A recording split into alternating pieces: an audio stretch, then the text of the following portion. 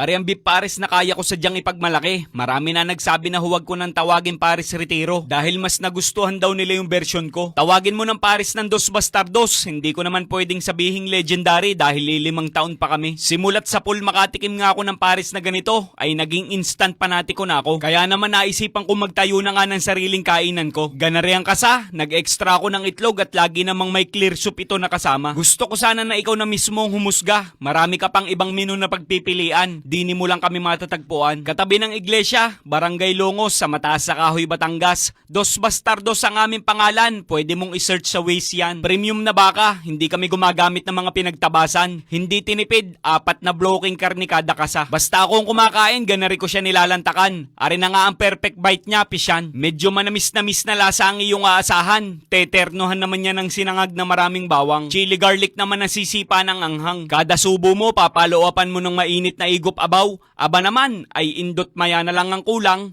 Dos Bastardos, pisyan. Ay inang!